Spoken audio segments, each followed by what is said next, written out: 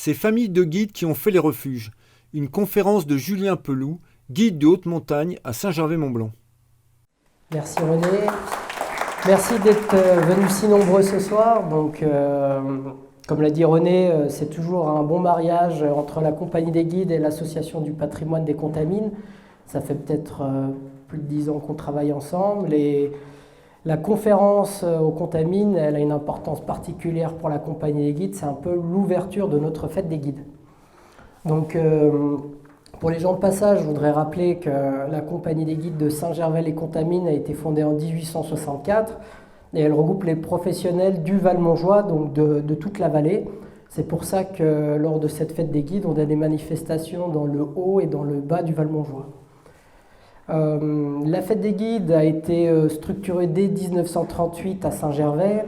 Ensuite, elle a été remaniée après la Seconde Guerre mondiale pour prendre la forme qu'elle connaît actuellement. Et son principal but, donc, c'est d'alimenter un fonds de solidarité qui s'appelle la Caisse de secours. Et cette Caisse de secours nous permet d'aider les guides blessés, les familles endeuillées. Alors forcément, ce n'est pas une assurance. Aujourd'hui, les guides ont des assurances modernes. Mais en 1864, ça avait du sens. C'était un des piliers fondateurs de notre compagnie. Et aujourd'hui, on essaye de continuer dans ce sens-là, en termes de solidarité, même si parfois c'est symbolique. Et cette année, on s'est rendu compte que la solidarité jouait un grand rôle dans notre vallée. Et j'aimerais avoir une pensée particulière pour nos collègues qui sont disparus cet hiver en montagne, et particulièrement pour Clément, qui était l'enfant du pays, l'enfant des Contamines, et qui aurait été peut-être ce soir avec nous. Donc cette conférence, elle n'est pas très originale. Je l'ai déjà fait hier à Saint-Gervais, mais je sais que les contaminards ont du mal à passer le pont des Cruets, alors je voulais la refaire dans le Haut-Val-Montjoie. Et que c'était important justement de participer à cette fête des guides et au patrimoine dans les 2 communes de la vallée, parce que pour l'instant il n'y a encore que 2 communes. Et donc on est très contents, les guides de Saint-Gervais, les guides des Contamines, d'être présents ce soir. Il y a Stéphane, il y a Yves qui m'ont accompagné pour me soutenir dans cette conférence. Et c'est eux qui tiennent cette fameuse caisse de secours qui fait appel à votre générosité et à vos dons.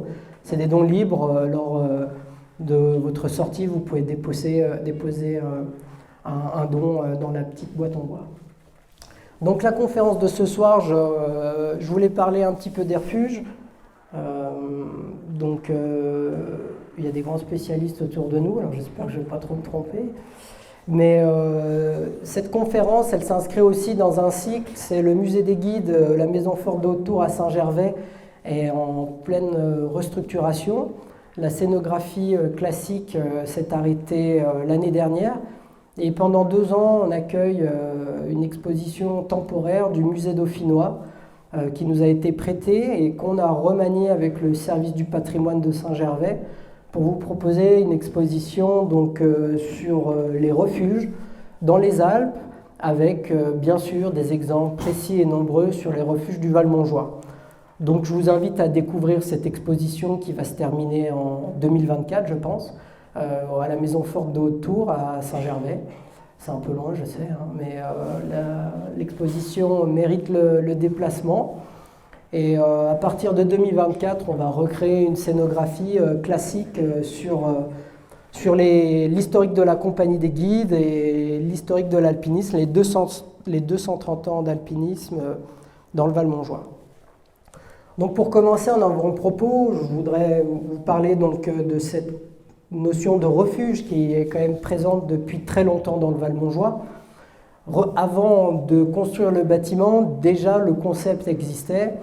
Et dès le XVIe siècle, dès le XVIIe siècle, le Val-Montjoie et les vallées alpines accueillent, non pas des touristes à l'époque, mais souvent des gens, des réfugiés, des gens qui sont marginalisés. Et je voulais citer l'exemple de la glorieuse rentrée des Vaudois, donc, qui se passe à l'époque moderne, où une minorité protestante décide de retourner dans ces vallées du Piémont et fait tout un périple dans les Alpes et vient se réfugier dans le Val-Montjoie, en passant notamment par le col de la Fenêtre et le col du Bonhomme, et va construire, ou du moins squatter, comme on dit aujourd'hui, des chalets d'altitude au niveau du col du Bonhomme et notamment au Mont Jovet, au plan Jovet. Donc c'est les plus anciennes notions de refuge qui ne sont pas liées à l'alpinisme ni au sport, mais vraiment au sens premier du terme, le terme de réfugié. Le terme va évoluer avec la naissance de l'alpinisme. Vous savez que dans les Alpes du Nord, donc, l'alpinisme va se structurer, on va dire, à partir du milieu du XVIIIe siècle. Alors, on a tendance à faire naître l'alpinisme dans le Dauphiné avec la première ascension du Mont Aiguille, mais c'est une réalité historique qui est relativement limitée, n'en déplaise aux Dauphinois.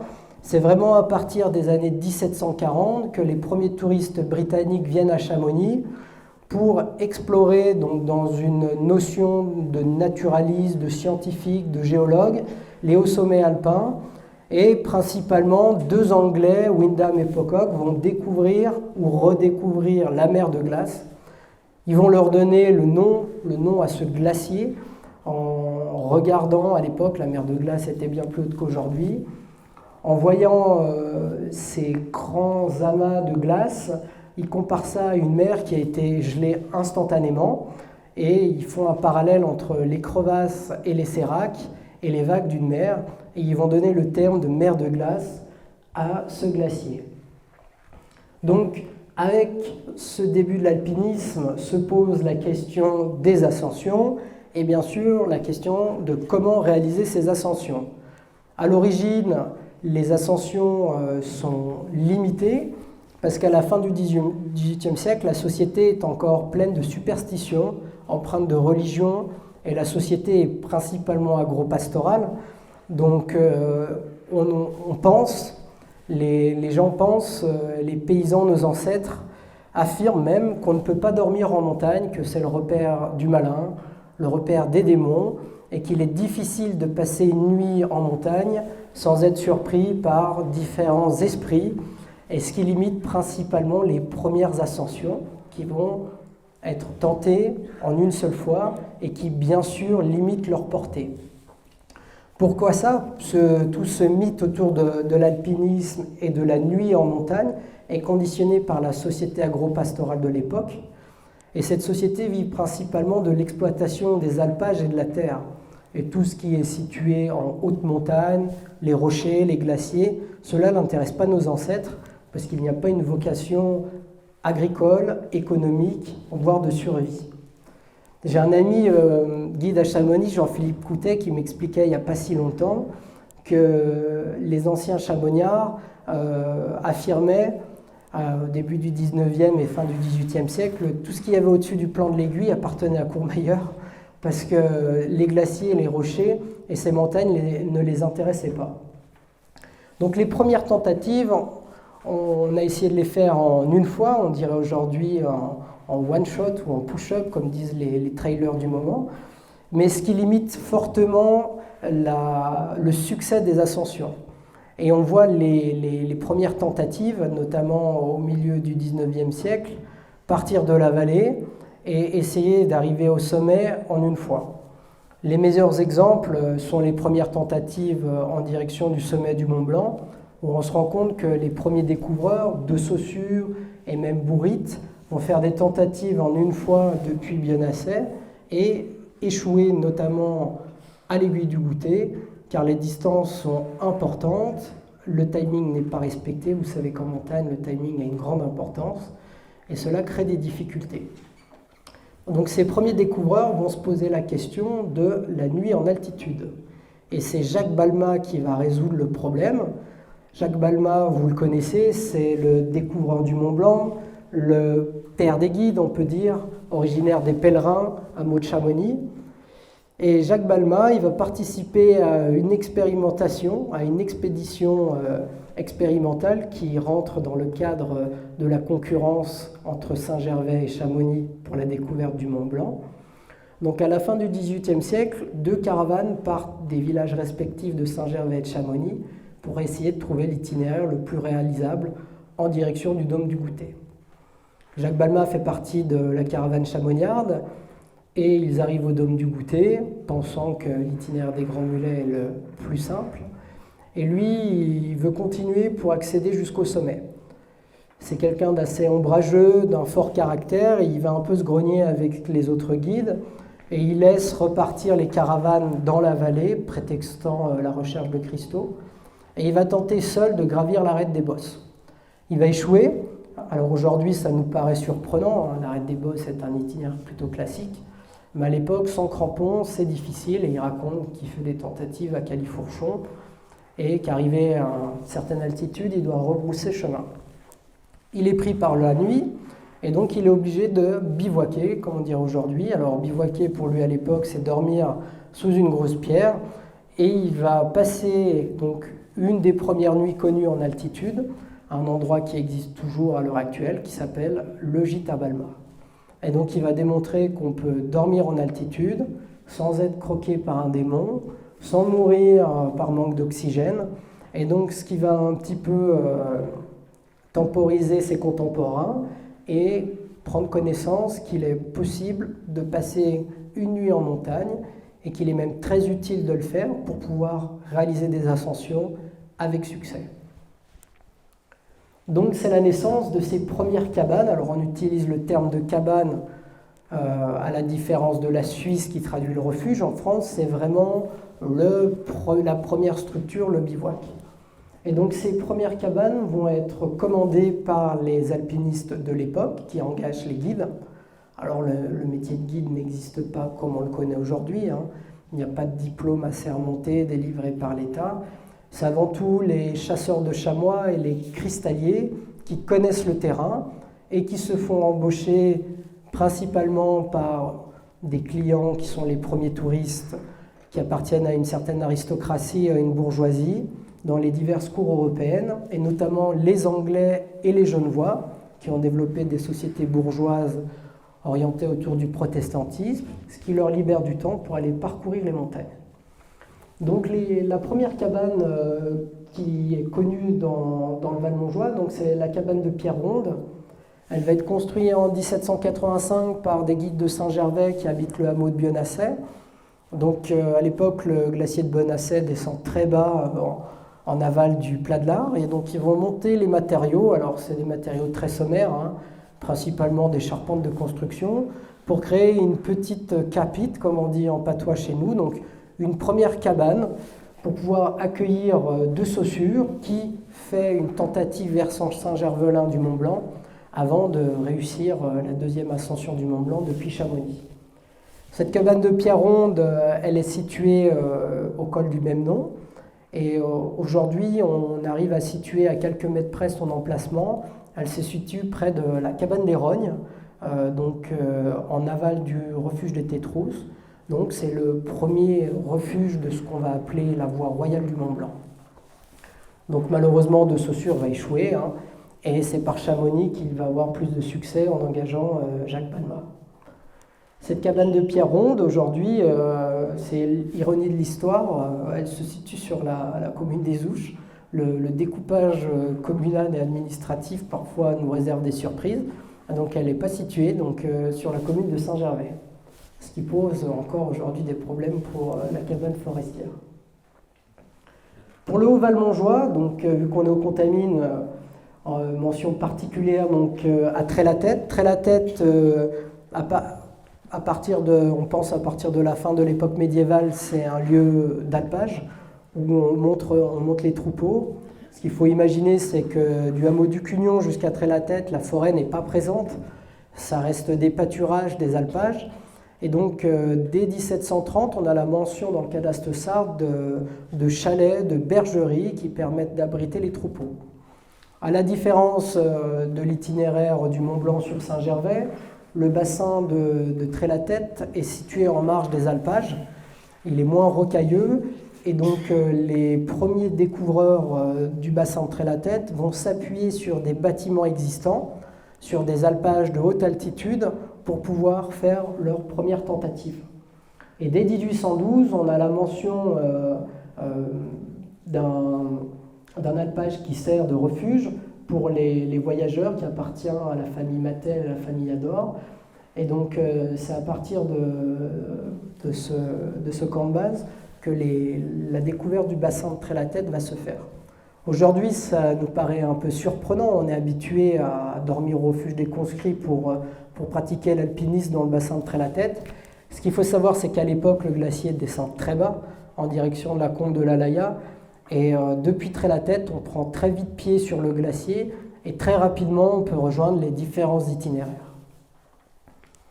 Le camp de base du Mont Blanc, qui, autre type de refuge, qui va plutôt s'apparenter à un hôtel, donc c'est le pavillon de Bellevue, qui est fondé donc après la période napoléonienne.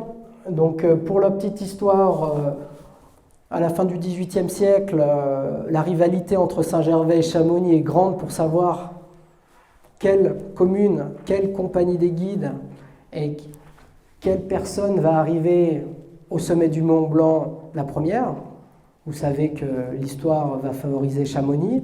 Et donc pendant une longue période, le Valmontjoie et Saint-Gervais va tomber un petit peu dans l'oubli en termes de développement touristique autour de la montagne.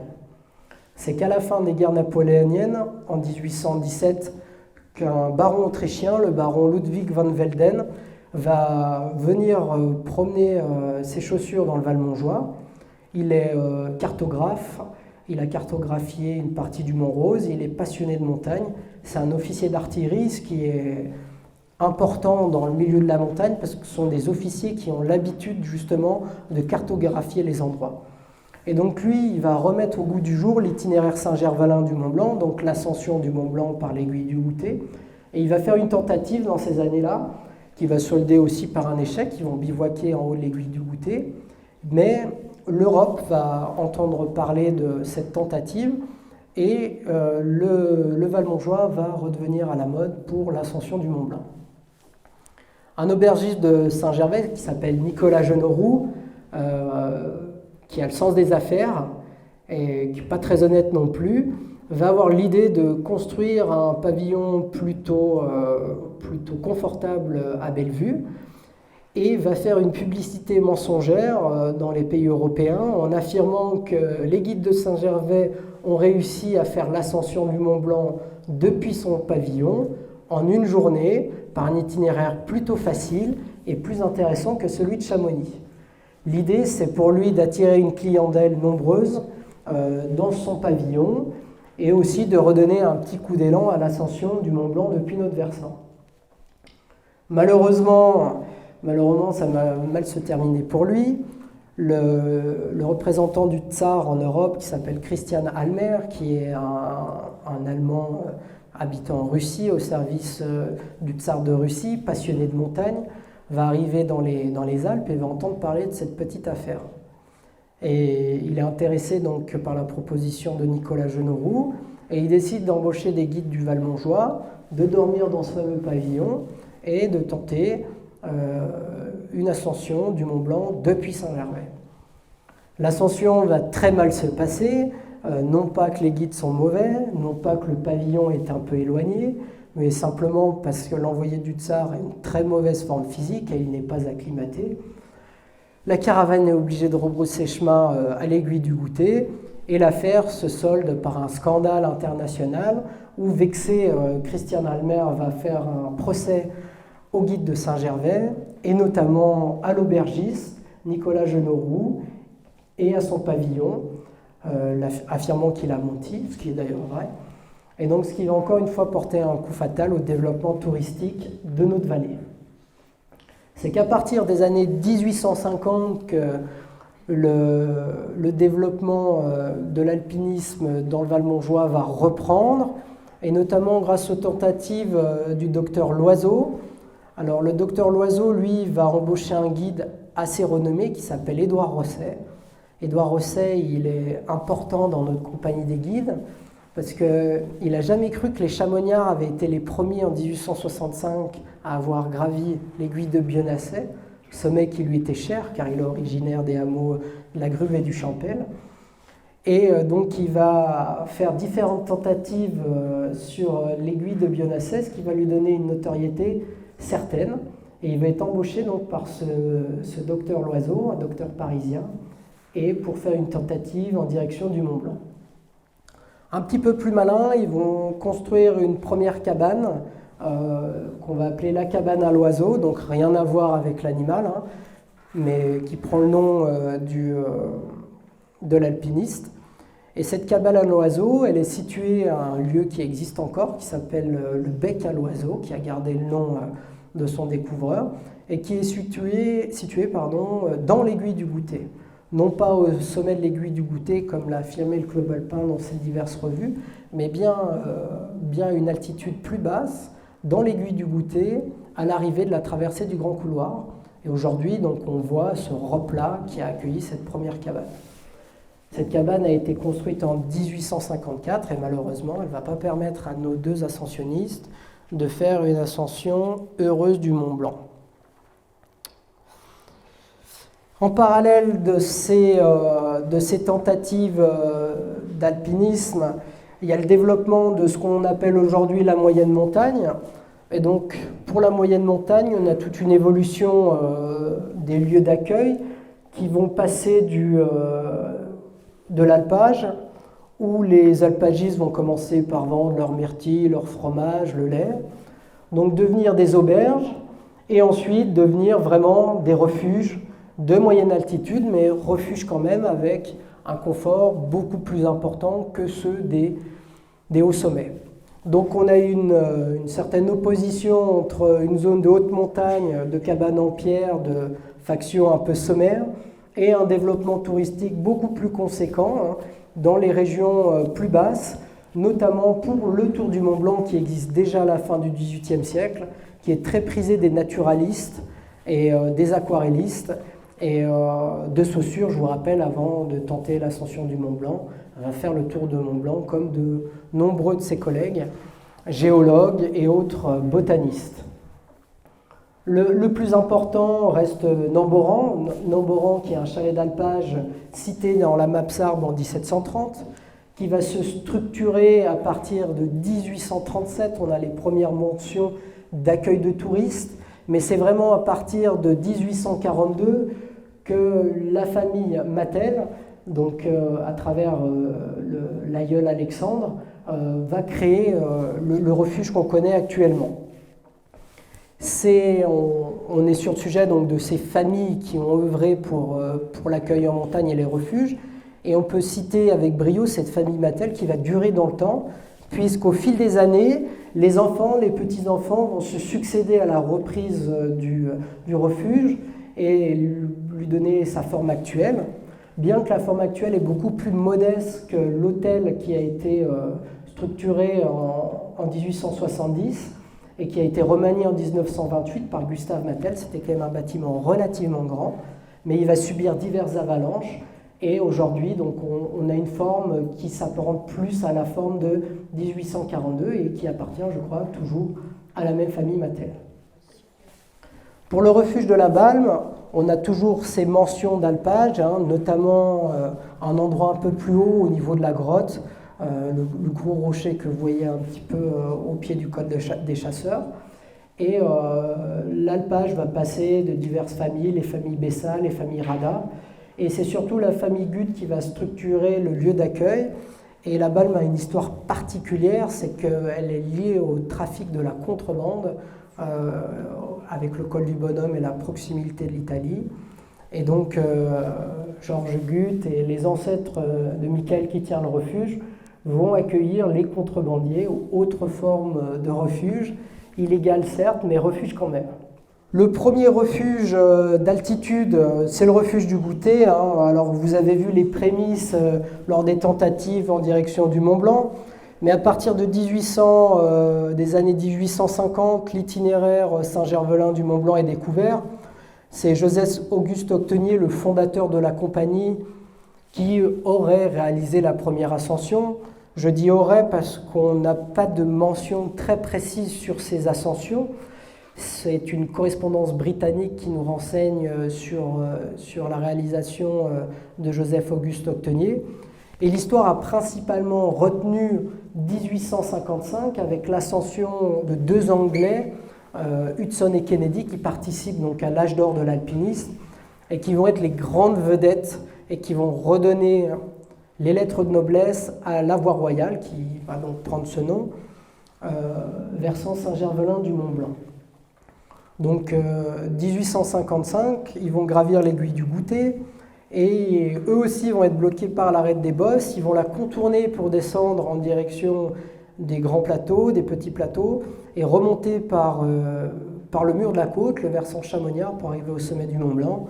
N'empêche qu'ils sont les premiers à avoir réussi une ascension en direction du sommet en partant de Saint-Gervais. À partir de ce moment, il commence à faire une promotion dans les cours européennes. On est en pleine époque de la reine Victoria et donc ces alpinistes ont pignon sur rue, c'est l'époque de Whymper, c'est l'âge d'or de l'alpinisme. Et ils vont faire une présentation de l'itinéraire Saint-Gervelin du Mont-Blanc comme un itinéraire beaucoup plus intéressant que celui de l'ancien passage, donc le versant chamoniard, qui a été découvert en 1886-87 par Jacques Balmat. Cet itinéraire chamoniard s'est plutôt bien développé, notamment avec la création du refuge des Grands Mulets en 1853. Et les Anglais donnent un coup de pouce au Saint-Gervelin pour reprendre un petit peu la main sur cette bataille pour le Mont-Blanc. Donc les guides de Saint-Gervais vont avoir une idée, c'est déjà de concurrencer Chamonix, forcément. Et pour ça, ils vont essayer de créer un premier refuge sur l'aiguille du Goutet, parce que depuis de Saussure, on sait que c'est l'endroit un petit peu clé pour l'ascension du Mont Blanc. Et donc sur l'aiguille du Goutet, ils vont tenter de mettre en place une cabane. Donc cette cabane, elle va être structurée sous la direction du guide-chef de l'époque. Je parle de guide-chef parce qu'en 1858, la compagnie n'existe pas encore, elle a été fondée en 1864. Et c'est un simple bureau des guides, un regroupement qui existe dans d'autres vallées. Donc les guides de Saint-Gervais à dos d'homme vont monter les matériaux. 68 charges vont être faites pour amener toutes les planches, tous les outils au sommet de l'aiguille du Goutet. Et ce refuge va prendre forme. C'était un petit refuge de 6 à 8 places en bois et qui permettait donc aux guides de Saint-Gervais de vendre les ascensions du Mont Blanc et aux alpinistes de passage de pouvoir s'abriter, chose qui nous paraît classique aujourd'hui, mais qui était quelque chose de novateur à l'époque pour l'itinéraire du Mont Blanc. Beaucoup de difficultés à le maintenir en état. À l'époque, les conditions climatiques sont, du moins pour les glaciers, plus difficiles qu'aujourd'hui. Et régulièrement, les guides de Saint-Gervais montent faire des campagnes pour piquer la glace, comme ils disent. Le glacier avance, du moins la calotte glaciaire avance encore un petit peu et menace régulièrement de pousser cette coquille de noix qui a grippé donc, au sommet de l'aiguille du Goutet. Ce refuge du Goutet, cette première cabane, elle a une importance particulière ici parce que déjà elle permet de structurer l'itinéraire du Mont Blanc, donc elle a une réalité sportive et alpinistique, mais aussi c'est un atout dans la rivalité entre les deux passages en direction du Mont Blanc, et ce qui permet de concurrencer Chamonix. Et à partir de 1858, l'itinéraire des Grands Mulets va progressivement baisser pour laisser place à cet effet de mode qu'est l'itinéraire de Saint-Gervais. Alors l'itinéraire est mis en place, donc peut-être grâce à ce refuge, la compagnie Les Guides va se structurer en 1864.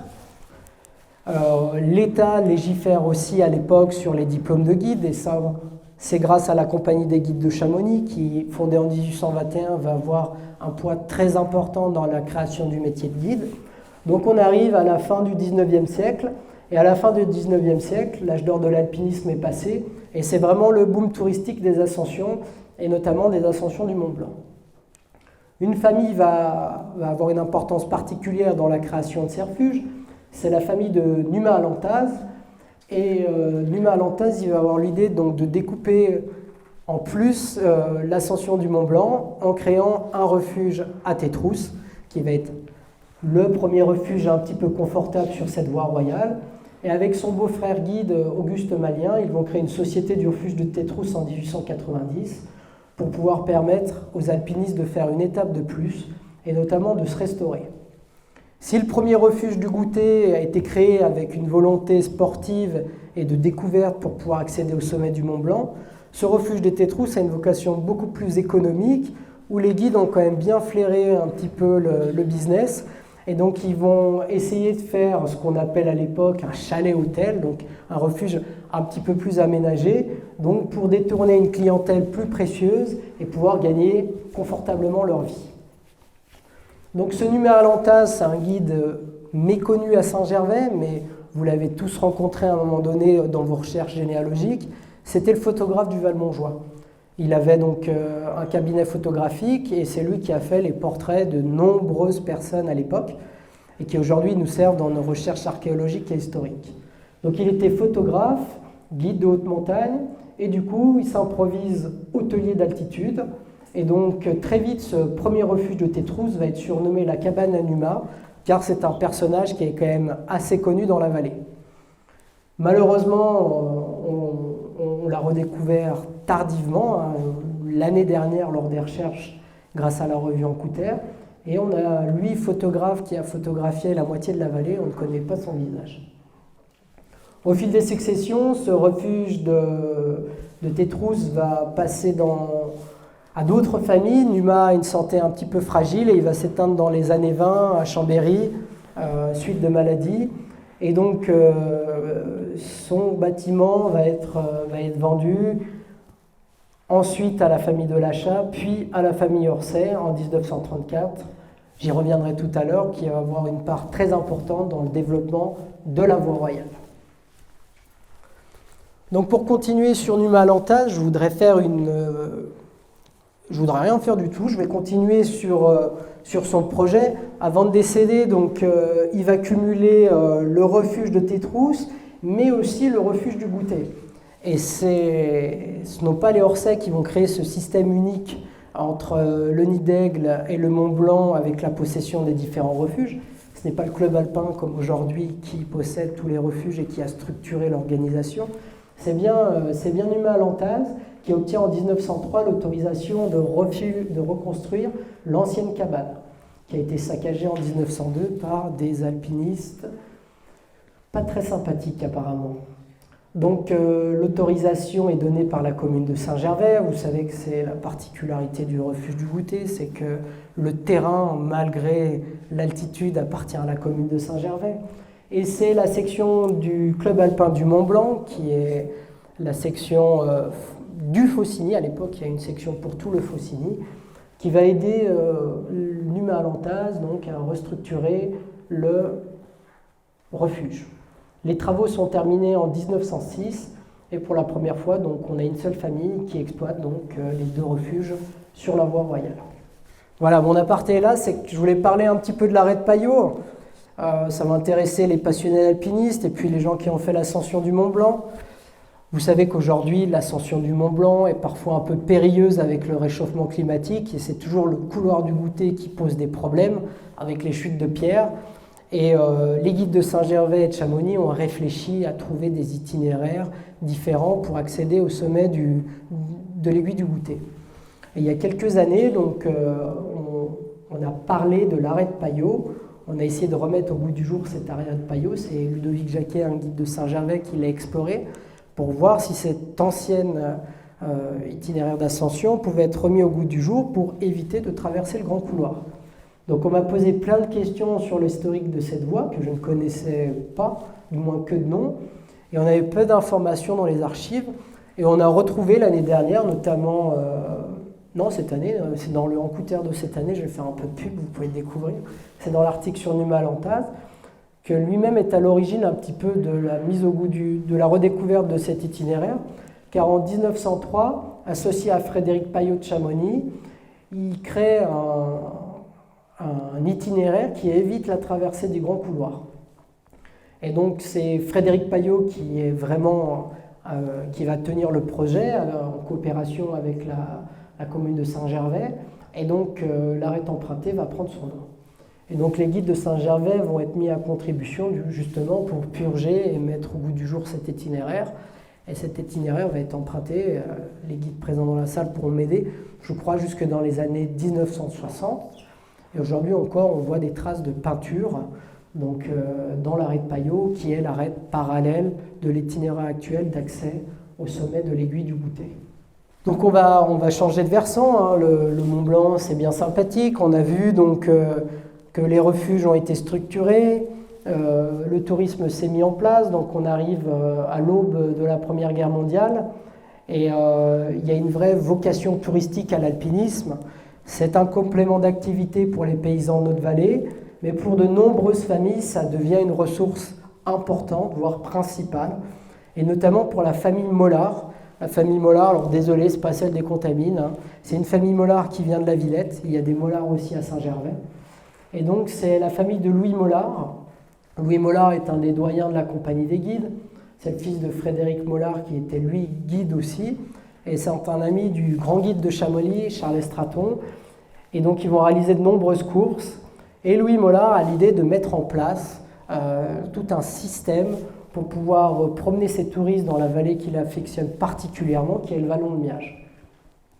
Donc il va avoir une réflexion assez moderne avant l'heure, il va inventer ce qu'on pourrait appeler aujourd'hui le tout compris, où on prend en charge les clients dès leur arrivée dans la vallée, et donc on leur fait réaliser une ascension avec des hébergements à différentes altitudes, différents étages, qui permet à la famille de profiter de nombreux revenus.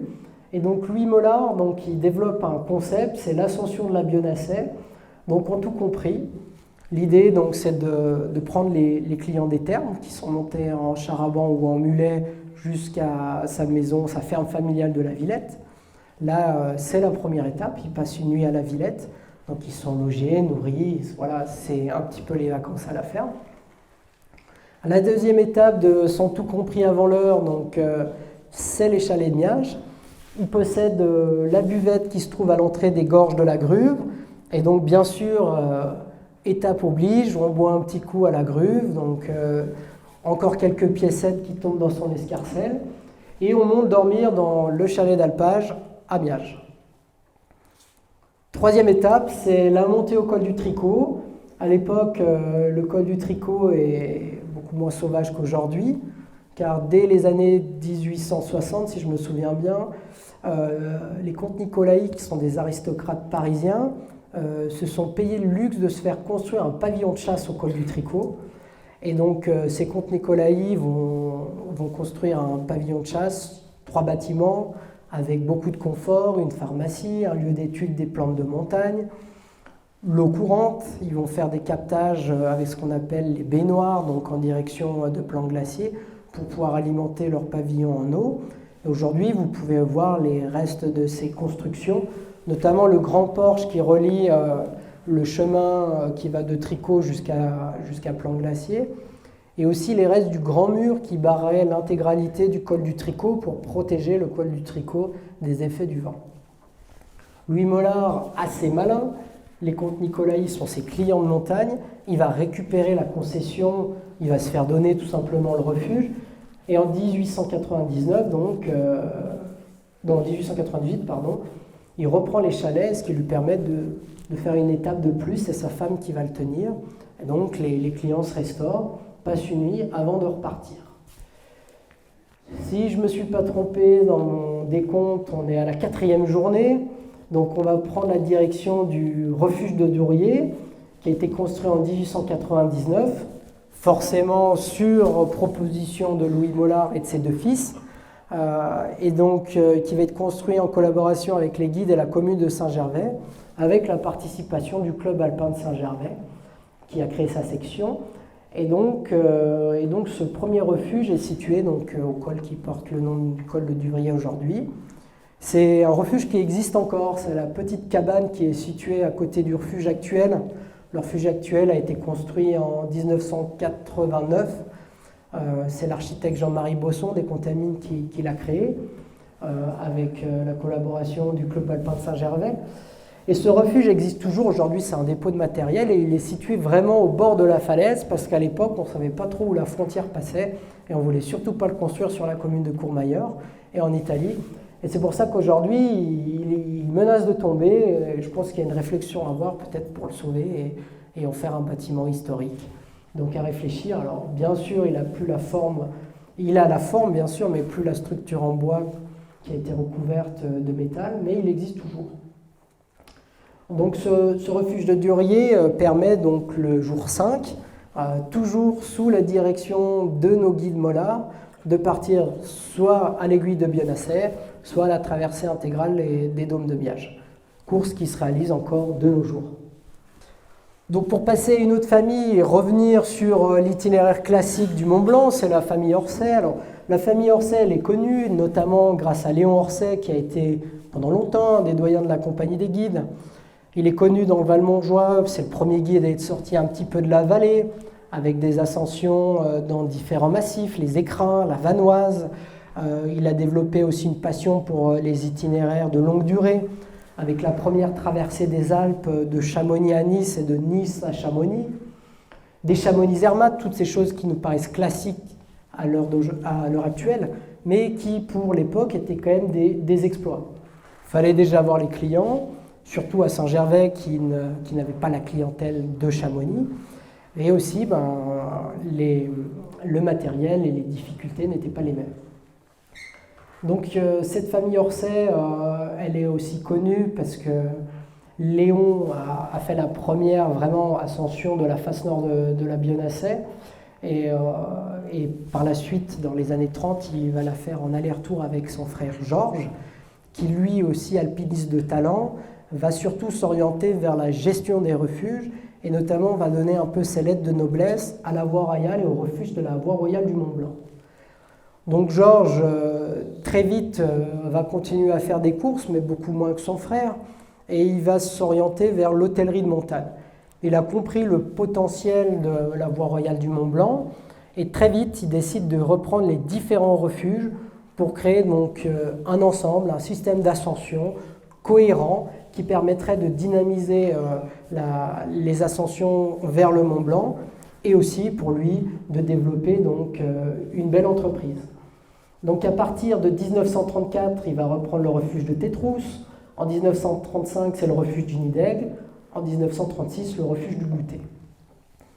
Assez novateur, il va restructurer les refuges, donc les reconstruire de fond en comble.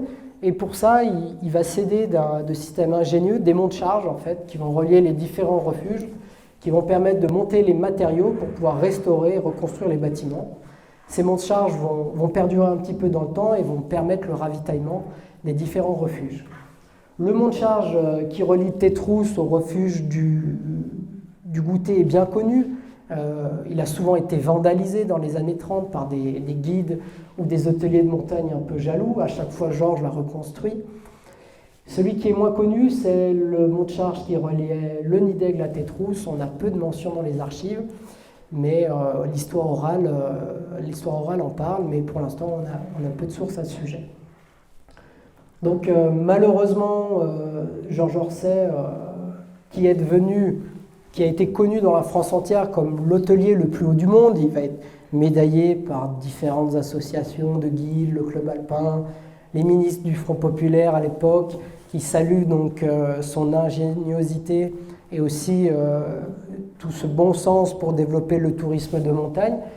Il va décéder assez vite, mais la famille va continuer à acquérir des refuges et la famille Orsay achète le refuge de Trait-la-Tête en 1928, donc un refuge majeur pour les contamines, et qui va être géré donc, par René et Colette, qui vont reprendre la succession dans les années 60 et jusque dans les années 90. En plus de ça, le père de ces deux frères Orsay avait déjà un pied à Bellevue, donc les Orsay sont vraiment la grande famille de guides qui s'est investie et qui a pensé un petit peu le tourisme de montagne et l'hôtellerie de haute montagne. Donc on a parlé de Trait-la-Tête, mais plutôt de son histoire récente. Bon, ici on est aux Contamines, j'étais quand même obligé de faire une petite aparté sur Trait-la-Tête. Donc comme je vous expliquais, le refuge de Trait-la-Tête, si aujourd'hui on le voit comme une variante du Tour du Mont Blanc, à l'époque c'est un refuge qui ouvre qui donne énormément de possibilités d'ascension et d'ascension sportive dans le bassin de Trait-la-Tête. Pourquoi ? Parce que le refuge des conscrits n'existait pas et le glacier, comme je vous l'ai expliqué, descendait bas. Et depuis Trait-la-Tête, on pouvait accéder rapidement aux divers sommets, les dômes de Miage, la Lexe Blanche. C'est vraiment à partir des années 1858 que le guide Jacques Mou achète le pavillon. Ce Jacques Mou a fait la première traversée des Dômes. Alors la première ascension a été faite en 1849 depuis le glacier d'Armançon par Joseph Auguste Octenier. Mais c'est notre guide Contaminard qui a fait la première traversée comme on la connaît aujourd'hui. Et lui, il a l'idée de faire un camp de base, de faire un point de départ à ses ascensions. Et donc c'est Trait-la-Tête qui va devenir le refuge pour pouvoir découvrir ce bassin. Les différents alpinistes vont s'y succéder. Le refuge va fructifier, il va passer donc aux mains de nombreuses familles des Contamines. En 1880, la famille Rabot de la Vie et ensuite la famille Mattel. C'est vraiment donc le point de départ des ascensions de ce bassin. Et ce vieux refuge, il existe toujours, c'est le refuge annexe du refuge de Marielle Thuat qui gère le nouveau refuge à l'heure actuelle. Et le refuge actuel, il va être structuré à partir de 1907, donc par la famille Barbier et Mermoux. Il va passer donc au sein de différentes familles et aujourd'hui il existe toujours. Ces deux refuges existent toujours et depuis les années 2000, donc suite à la dynastie des Orsec qui va exercer dans ce refuge de 1928 à 1992, c'est Marielle Thuat donc, qui assure donc, la gestion de ce refuge. Ce refuge, qui est à l'origine un refuge pour les alpinistes, va devenir un refuge plus pour les randonneurs, avec la création du refuge des conscrits, qui lui va être pensé déjà dès les années 1920. Mais des conflits d'intérêts entre les différents contaminards vont lui donner vie bien plus tardivement. Donc le refuge des conscrits, qui est aujourd'hui un refuge majeur pour les ascensions, vient du fait que le glacier subit un peu le choc du réchauffement climatique. Et donc, au départ de Trait-la-Tête, il est difficile donc, en une journée de faire l'aller-retour au dôme de Miage. Et donc, le secteur est exploré en 1900 par l'abbé Vuillet avec les fameux conscrits, ce qui va donner le nom à l'endroit. Mais tout le monde connaît cette histoire en Contamine. Et c'est à partir de 1928, la commune des Contamines va réfléchir à faire une première cabane. Mais ça va être mal accepté par les tenanciers de Trait-la-Tête qui ont peur d'avoir une concurrence. Et c'est à partir de 1942 que la première cabane des conscrits est construite à l'altitude de 2700 mètres. Et donc c'est une petite cabane relativement sommaire, mais qui va péricliter avec la Seconde Guerre mondiale. Le refuge de 1968 donc, est structuré par le club alpin de Lyon-Saint-Gervais, car à l'époque les clubs alpins de ville ont des ancrages dans les vallées de montagne. Paris à Chamonix, Lyon à Saint-Gervais, donc c'est des entités un peu plus grandes que les petites sections qu'on connaît aujourd'hui. Et c'est notamment M. Loras qui va pas avoir l'idée, mais qui va porter le projet, et en collaboration avec le maire de l'époque, M. Bosson. Et donc ils vont structurer donc, une cabane à 2580 mètres. Vous l'avez connu, j'imagine, c'est ce qu'on appelle l'ancien refuge, qui a été géré par M. Bouchard pendant très longtemps. Moi, j'en ai pas le souvenir. Et qui était situé bien plus haut que le refuge actuel, du fait de la qualité du glacier qui permettait de connecter facilement le refuge de Trait-la-Tête à l'altitude de 2500 mètres, le refuge de 1968. Et à partir de 1997, donc c'est le refuge moderne qui est mis en place par le club alpin de Saint-Gervais, qui est réalisé par l'architecte Gaston Muller, et que c'est l'architecte qui est gardé par Christine Mantel à l'heure actuelle que vous connaissez, et qui permet de réaliser la grande ascension de l'endroit sur la traversée des dômes de Miage, qui sont en très bonnes conditions cette année. Autre famille un peu mythique de ce milieu des hôteliers de montagne, c'est la famille Beauchâtais. Les Beauchâtais sont une famille originaire de Suisse. Ils sont venus au XIXe siècle dans le Val-Montjoie. Ils étaient fromagers et ils ont appris à nos ancêtres à fabriquer des fromages à la manière suisse, donc de type gruyère. Donc ils se sont installés dans la vallée et principalement ils sont présents dans la vallée de Bionasser. Et très vite ils vont s'orienter vers la montagne, et notamment le métier de guide et de moniteur qui va être réalisé par Henri Beauchâtais. Et Henri Beauchâtais, en parallèle de son activité de professionnel de la montagne, va devenir aussi un hôtelier de montagne renommé, c'est lui qui va gérer donc, le refuge du Goûter de 1956 à 1984. Donc vous avez vu la longueur de son gardiennage, c'est un personnage très connu. Et Guy Beauchâtet, donc, il est à la croisée de deux mondes, un développement touristique moderne où donc, on a besoin d'un peu plus de confort, il y a une démocratisation de l'alpinisme, beaucoup de monde sur les ascensions, et à la fois c'est aussi une période où subsiste l'ancien monde avec des guides du cru, une clientèle beaucoup plus sportive qu'aujourd'hui, un localisme, vraiment un communautarisme montagnard. Donc Henri Beauchâtet assure la transition au sein de cette ambiance du refuge entre deux périodes.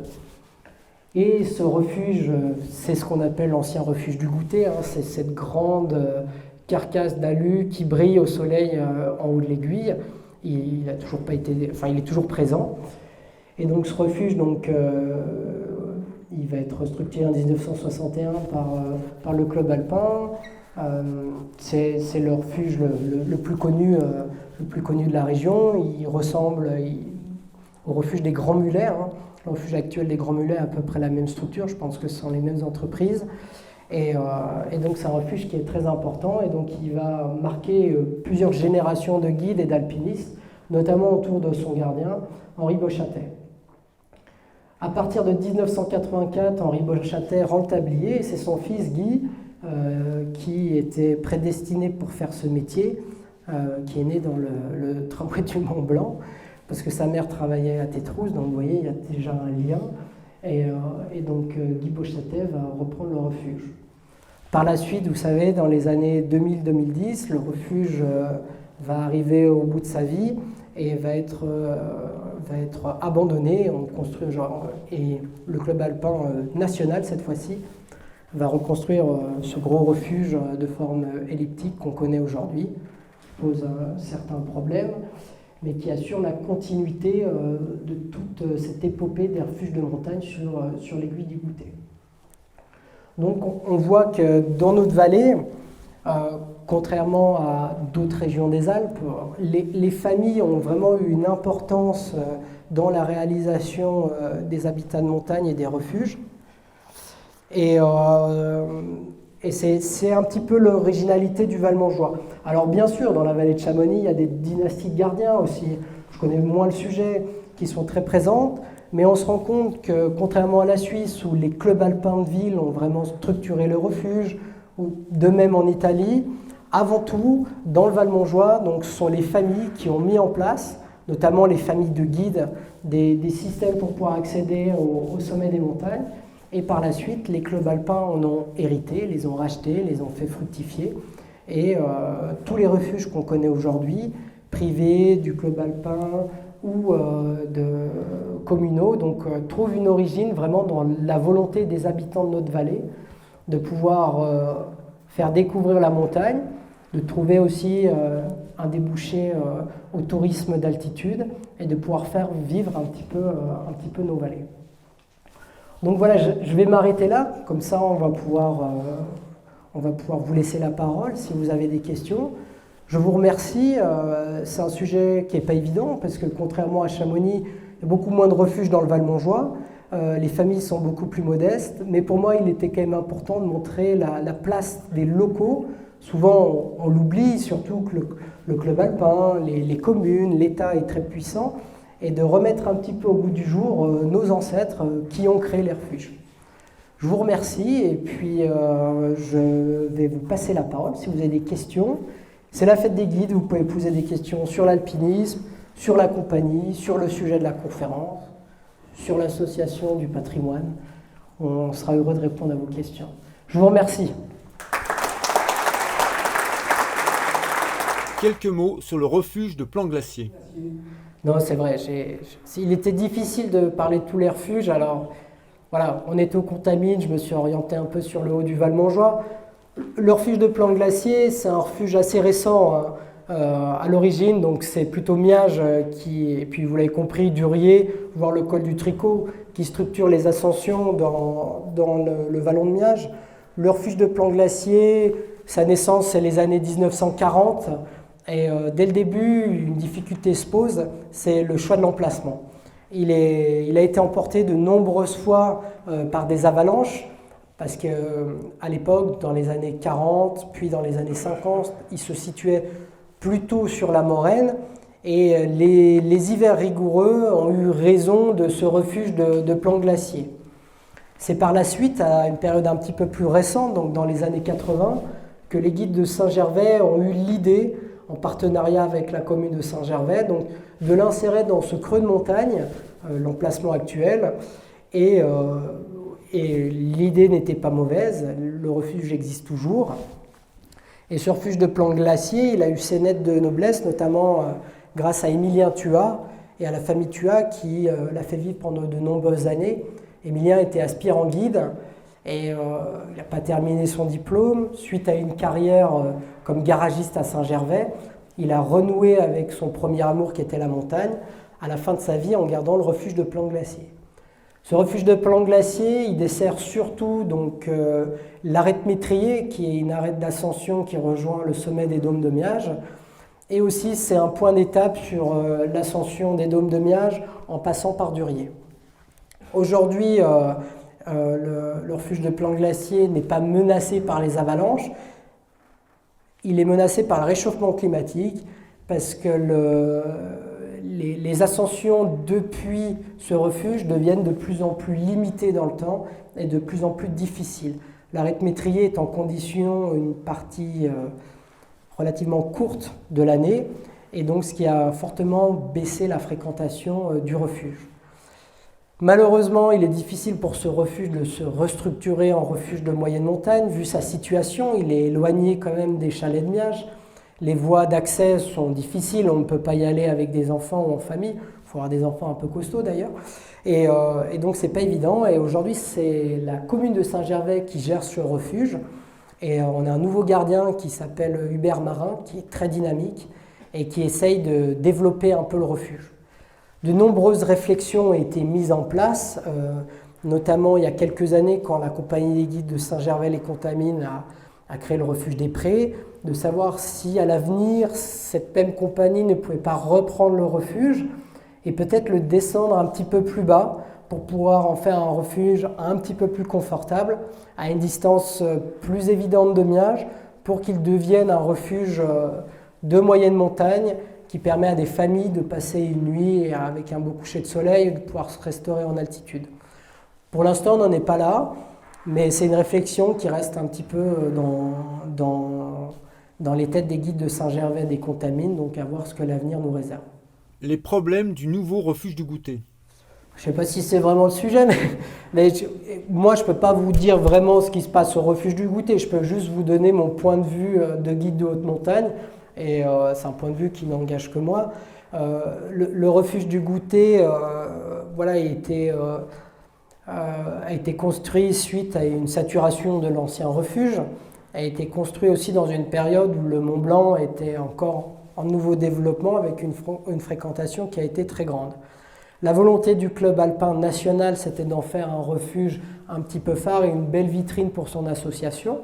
Et donc le siège qui se trouve à Paris a fait un refuge très très moderne avec des technologies relativement complexes et qui aujourd'hui ne sont pas tout le temps adaptées donc, à l'altitude de 3800 mètres et aux réalités en fait, de la fréquentation et de l'altitude.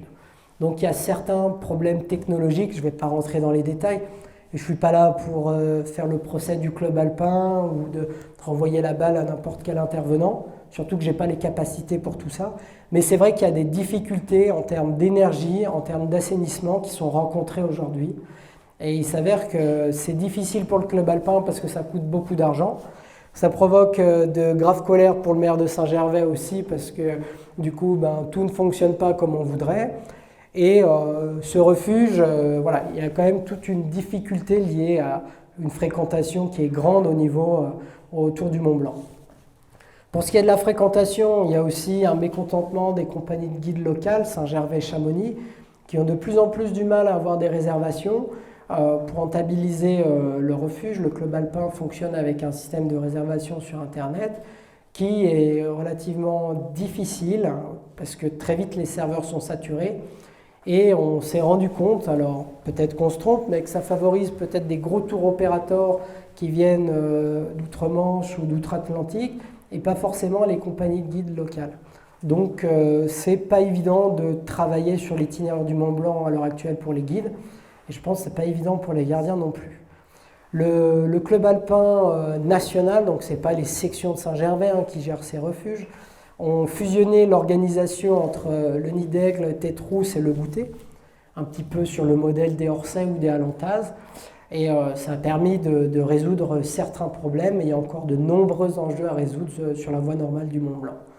Ce qu'il faut bien comprendre, c'est que le Mont Blanc, c'est un sommet un peu particulier qui ne relate pas du tout l'esprit et puis la manière de fonctionner dans les autres sommets, les autres ascensions. C'est quand même un état dans l'état et un monde à part, par son succès, par sa fréquentation. Donc voilà, le refuge du Goutet fonctionne, mais il y a des difficultés. Quelques mots sur l'arrêt de Paillot. Alors j'ai pas la question, il faudrait... Si on avait de vieux guides dans la salle, ils pourraient peut-être répondre. Je pense que c'est l'arrêt de Paillot... bon, le rocher est vraiment très mauvais. Vous allez me dire l'aiguille du Goutet aussi, mais à la différence de l'itinéraire actuel, la partie sommitale de l'arrêt de Paillot se redresse beaucoup. Et donc peut-être que techniquement c'est un petit peu plus difficile, il y a un peu plus de pente, je pourrais dire simplement. Et à l'époque, donc dans les années d'avant-guerre et puis d'entre-deux-guerres, la fréquentation était quand même modeste. Aujourd'hui, avec une fréquentation importante, il y aurait beaucoup de travaux de purge à faire, parce qu'il y a beaucoup de blocs en suspension. Et puis la fonte du permafrost, le réchauffement climatique fait qu'aujourd'hui, on n'est plus sur des petits éboulements qui sont localisés, on est vraiment sur des écroulements d'envergure. Et l'arrêt de Paillot ne serait pas plus protégé que l'itinéraire actuel de l'aiguille du Goutet. Donc ce projet a été abandonné et je pense principalement c'est la partie supérieure qui pose problème, qui est en mauvais rocher et qui est quand même plus raide que la partie qu'on appelle les bancs rouges, qui est la transition donc sommitale de l'aiguille du Goutet. La voie normale la plus fréquentée. Alors je sais que les refuges, que ce soit Gonella, les Cosmiques, le Goutet, quand l'été est en bonne condition, que les conditions le permettent, sont réservés presque tout l'été, j'opterais, et sans chauvinisme, pour l'itinéraire de la voie royale, qui est quand même la plus fréquentée. Le versant Chamoniard est toujours à la mode, bien sûr, c'est un très bel itinéraire. Mais parfois, si l'aiguille du Goutet fait peur un petit peu par ses chutes de pierre, c'est toute la partie au niveau du Maudit qui peut un petit peu décourager les alpinistes versant Chamoniard. Donc je pense que la fréquentation dépend beaucoup des conditions, mais il y a quand même un élan et une certaine mode, je dirais, pour l'emprunt du versant Saint-Gervelin. Et par exemple, la compagnie des guides de Chamonix utilise les deux itinéraires, alors que la compagnie des guides de Saint-Gervais ne passe que par l'aiguille du Goutet. Donc ce qui illustre un petit peu le fait que l'itinéraire du Goutet génère plus d'intérêt et est un petit peu plus fréquenté. Quelques mots sur le refuge des Prés. Alors le refuge des Prés, c'est le dernier né dans les refuges du Val-Montjoie, c'est le petit nouveau. À l'origine, le refuge des Prés était un alpage qui appartenait à la famille Rada, qui a été ensuite un alpage communal, donc qui permettait de mettre les troupeaux dans les différents alpages au pied du col de la Fenêtre et au pied du col des Chasseurs, donc des alpages qui datent de la fin de l'époque médiévale. Et au fil des années, la fréquentation et le développement de l'agropastoralisme a baissé. Et dans les années 2010-2015, la commune des Contamines a eu l'idée, face à la forte fréquentation sur le tour du Mont Blanc, de proposer cet alpage communal à la compagnie des guides pour en faire un refuge de montagne. Et donc à l'époque, le président était Pascal Chaplan. Et Pascal Chaplan donc, a sauté sur l'occasion. Et donc la compagnie des guides donc, a créé un refuge, a restructuré l'ancien alpage, donc en collaboration avec la commune des Contamines-Montjoie, avec la réserve naturelle, avec différentes collectivités territoriales, pour créer un refuge de moyenne montagne sur un modèle un petit peu autrichien, un modèle de refuge relativement confortable et aussi ouvert une grande partie de l'année. Pour le ski de randonnée l'hiver et pour la randonnée pédestre l'été. Donc aujourd'hui, ce refuge des Prés est une société annexe de la Compagnie des Guides. Il est géré par 2 gardiennes et c'est principalement Pascal Chaplan et Rite Berruex, entourés d'un conseil d'administration, qui gère la vie de ce refuge. Ça se passe plutôt bien. Voilà, vous savez qu'il est difficile, souvent quand on a une nouvelle idée, de la faire reconnaître par ses pairs, surtout aux contamines. Et au début, ça n'a pas été évident, mais aujourd'hui, donc, le refuge fonctionne plutôt bien. Et il ouvre de nouvelles possibilités aux randonneurs. Et il ouvre aussi de nouvelles possibilités aux professionnels, les accompagnateurs en moyenne montagne et les guides pour leur activité. Donc c'est un succès. Alors, comme le refuge du Goûter, on a des problèmes aussi technologiques. Et voilà, mais c'est quelque chose qui fonctionne plutôt bien. Et on a voulu quand même garder quelque chose de simple qui corresponde à l'esprit de l'endroit. Et donc on a toujours une annexe pour les agriculteurs qui montent les troupeaux et qui veulent déposer du matériel. Et on travaille de concert avec la réserve naturelle pour des actions de prévention. Et aussi avec le département de la Haute-Savoie pour faire découvrir la montagne aux écoliers de la région. Donc ça, c'est un travail qui est porté par la Compagnie des Guides et par le représentant Pascal Chaplan qui s'occupe un peu de toute cette partie refuge des Prés. Les évolutions des vallées de montagne. Ça rejoint un peu la sociologie des vallées de montagne.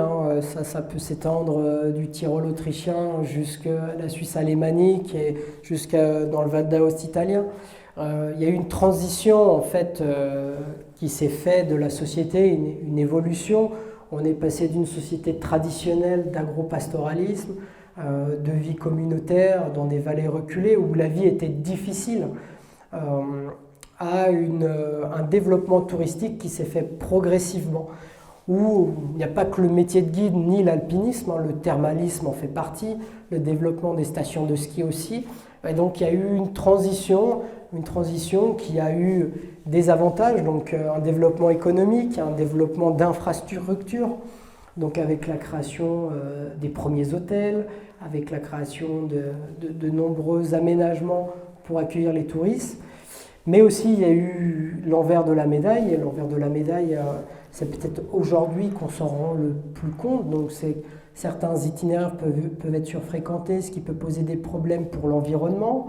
Le tourisme de montagne, il ne profite pas forcément à tout le monde, même s'il génère quand même dans notre région beaucoup de travail et puis un certain niveau de vie. Mais oui, ça a une importance qui est quand même grande. Après, voilà, il se sera décliné sur une étude qui est beaucoup plus large que celle de refuge de haute montagne et du métier de guide et qui prend de nombreux paramètres en compte. Pour le métier de guide, à l'origine, les guides, comme je vous ai expliqué, étaient des paysans. C'était des gens du terroir, des gens de la terre qui étaient bûcherons, paysans, cristalliers, chasseurs de chamois. Et puis progressivement, l'arrivée de ces premiers touristes, les Anglais, les Genevois, ont permis donc d'écouler les produits de la ferme et aussi de gagner quelques piécettes en allant les promener en montagne.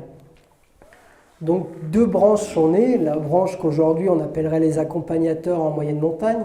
L'idée c'était de promener la belle madame ou le beau monsieur des thermes sur son mulet en allant au Prarion ou en allant visiter donc, la langue glaciaire du glacier de Trait-la-Tête. Et il y a une deuxième branche qui est née, ce qu'on appelle le métier aujourd'hui de guide de haute montagne, où là sont vraiment les alpinistes, le métier comme vous le concevez aujourd'hui, où donc ces paysans, par leur connaissance de la montagne, ont commencé à emmener donc les premiers explorateurs sur les hauts sommets. Et donc tout ça donc, a géré effectivement une économie qui a aussi généré donc, le développement et la création des refuges. Et par la suite, dans les années, dans les années d'entre-deux-guerres et puis surtout après la Seconde Guerre mondiale, la bascule s'est faite au point que donc, les locaux n'étaient plus que guides et moniteurs de ski, et avait abandonné progressivement l'activité agro-pastorale. Donc cette transition, je pense, on peut la dater dans les années 60. Les années 60, les guides avaient encore quelques vaches. Je vous rappelle que Lionel Terray, pour entrer à la compagnie des guides de Chamonix, a été obligé d'acheter un petit lopin de terre dans la vallée pour pouvoir postuler. Donc il y avait encore un ancrage communautaire. Et à partir des années 60 et bien sûr les années 70, on assiste à l'arrivée de personnes de l'extérieur et l'agropastoralisme décroît, en tout cas dans le plus activité du métier de guide et de moniteur, pour arriver au métier comme on connaît aujourd'hui, où les guides sont principalement guides une grande partie de l'année. Les évolutions du métier de guide. Alors que ce soit dans le Val-Montjoie ou ailleurs, il y a une évolution de la montagne, alors qu'elle est liée à une période plutôt chaude de l'atmosphère terrestre, aux activités humaines. Quoi qu'il en soit, il y a une disparition des glaciers. J'ai vu des glaciologues suisses qui me disaient que d'ici les années 2080, 80% des glaciers suisses auront disparu. Alors ils organisent des colloques avec les archéologues pour pouvoir faire des cartes de prévision du recul des glaciers suisses pour que les archéologues aillent prospecter pour essayer de trouver de nouvelles informations. Donc ça fait le malheur des alpinistes et des glaciologues, mais le bonheur des cristalliers et des archéologues. Quoi qu'il en soit, ça modifie le métier de guide, ça modifie déjà en fait la périodicité de la pratique de l'alpinisme. Aujourd'hui, les courses du mois d'août, les courses en neige bien sûr, que nos anciens réalisaient au mois d'août, elles vont être transférées plutôt dans la saison, juillet voire juin. Serge Mermoux, un des doyens de notre compagnie, disait qu'avant, pour aller au Mont Blanc, on ne pouvait pas y aller au mois de juin parce qu'il y avait trop de neige. Et puis juillet-août, c'était la bonne période. Aujourd'hui, avec le réchauffement climatique, c'est plutôt le mois de juin où on se rend compte que la compagnie est débordée parce que du coup, les gens prennent des créneaux pendant ces périodes pour réaliser les courses de neige. Donc il y a un transfert, donc on va de plus en plus tôt dans la saison réaliser les courses de neige et les courses glaciaires. Aussi, il y a une modification des itinéraires. Parce que les glaciers disparaissent, ce qui allonge les temps d'ascension et puis aussi ce qui bloque les passages. Le meilleur exemple, c'est donc la création du nouveau chemin des conscrits qui a été fait dans les années 2011-2013, je crois, et donc par les guides des Contamines, avec la fameuse passerelle. Ouais. Et à l'origine, on partait de Trait-la-Tête et il fallait monter sur le glacier et puis on prenait le grand virage, puis on arrivait au sérac de Trait-la-Grande, puis le refuge des conscrits. Voilà. Dans les années 2000, c'était plus possible et on a rajouté des échelles. Il a fallu modifier l'itinéraire. L'itinéraire qui est bien plus long et donc ça crée des difficultés aujourd'hui. En plus des itinéraires d'accès au refuge, les itinéraires d'ascension peuvent être modifiés. Et il est vrai qu'à certaines périodes, les itinéraires sont plus dangereux, liés à la chute des séracs, aux crevasses, et à de nombreux dangers objectifs qui étaient peut-être moins présents avant et qui deviennent plus réguliers. Alors le retrait des glaciers et puis la fonte du manteau neigeux, c'est une chose, mais il y a aussi la fonte du permafrost, qui est en fait cette glace qui s'apparente au pergélisol, qui est insérée donc dans la structure des montagnes. Avec la hausse des températures, elles fond, et c'est comme si vous enleviez le ciment dans une construction, les briques tombent. Donc les montagnes qui sont composées principalement de roches, elles sont sujettes aussi au réchauffement climatique, et c'est ce qui crée des éboulements réguliers et des éboulements parfois imprévisibles qui sont assez dangereux. Donc il y a un changement au niveau de la temporalité de la pratique, il y a un changement des itinéraires d'accès au refuge, il y a une variation des itinéraires d'ascension, et il y a aussi donc une dangerosité des itinéraires et une accidentologie un petit peu plus grande. Voilà les modifications. Rien de vraiment très joyeux. Hein. Donc je pense qu'il n'y a que les cristalliers, comme j'ai dit, qui doivent se réjouir de ça. Alors ça peut réduire l'activité. Vous avez tous en mémoire l'été dernier où les périodes de canicule à répétition ont condamné des itinéraires prestigieux. Le Mont Blanc Alors on ne peut pas parler de fermeture d'itinéraire, mais le Mont Blanc a été déconseillé pendant une partie du mois d'août. Même chose pour le Cervin. Le Grand Paradis a été principalement en glace, qui réduit quand même les ascensions, puisqu'il faut avoir des pratiquants qui sont très aguerris, que ça augmente les risques. et ainsi de suite. Je crois que même à l'Eiger, les guides suisses ont dû installer des passerelles en bois sur les glaciers aux alentours. Donc ça a un impact sur la pratique, effectivement. Aujourd'hui, l'impact, il n'est pas non plus catastrophique. Il y a peu de guides qui ont dit « j'arrête mon activité à cause du réchauffement climatique ». C'est une organisation qui est différente. Le guide, par nature, c'est quelqu'un qui s'adapte. Il s'adapte à son client, il s'adapte à ses collègues, il s'adapte à son milieu. Donc les guides sont toujours en perpétuelle adaptation. Donc je pense que nous nous adaptons, consciemment ou inconsciemment, au réchauffement climatique. Et donc on crée donc des possibilités de course à des moments divers et variés. Et aussi on trouve de nouveaux itinéraires et on organise le temps un petit peu différemment. Peut-être que les courses de neige pour l'instant se font plus au mois de juin, que les guides vont faire plus d'escalade au mois d'août. Et revenir au mois de septembre, avec le retour du froid, à des courses de neige. Donc c'est une adaptation permanente qui crée des difficultés, mais qui aujourd'hui ne crée pas une précarité de la profession, à mon sens. C'est une organisation qui est différente. Plein de collègues qui vont partir en vacances au mois d'août, si vous parlez ça aux anciens, ils auraient halluciné. Donc c'est une évolution du milieu. Alors malheureusement, ce n'est pas une bonne évolution, parce que ce n'est pas lié à une sociologie, c'est quand même lié à un vrai problème climatique. Mais pour l'instant, on ressent des difficultés, notamment pendant les périodes de grande sécheresse et de canicule, mais ça n'a pas un impact qui vont nous faire mettre la clé sous la porte. Après, à l'avenir, on ne sait pas. La régulation de la voie normale du Mont Blanc. Alors, c'était un peu le grand cheval de bataille du maire de Saint-Gervais, et puis aussi du préfet, hein, parce qu'il n'y a pas toujours que le maire de Saint-Gervais derrière tout ça. C'était de réguler justement cette voie d'accès, alors qu'on parle de la voie royale. L'idée pour les élus locaux, alors qui pose problème pour certains guides, c'est que souvent les élus prennent des décisions sans forcément concerter les acteurs de la montagne. Mais quoi qu'il en soit, les élus locaux, les représentants de l'État en tout cas, sont responsables de la sécurité sur leur territoire. Et l'idée c'était de dire on se fixe au nombre de places qu'il y a dans les refuges et on sait à peu de choses près les personnes qui sont sur l'itinéraire. Donc refuge de Tétrousse, refuge du Goûter, refuge du Nidec. Là je m'arrête sur la voie royale, je ne connais pas très bien le versant chamoniard. Donc du coup, voilà, il faudrait calculer, il y a 120 places au refuge du Goûter, il doit y avoir 90 places au refuge de Tétrousse, peut-être un peu plus. Le refuge de Nidec reste quand même assez anecdotique pour l'ascension du Mont Blanc. Donc ça vous donne à peu près une estimation du nombre de personnes chaque jour. À rajouter les personnes qui font les ascensions en une journée, au départ du train ou au départ de leur commune, les gens qui traversent venant de Chamonix ou venant de Gonella, donc il y a quand même une fréquentation qui est relativement grande. Quand je parle de fréquentation, il faut bien s'entendre, ce n'est pas le métro parisien non plus. Il y a des pics de fréquentation à un moment donné, mais on passe toujours quand même un bon moment si on va faire l'alpinisme sur le Mont Blanc.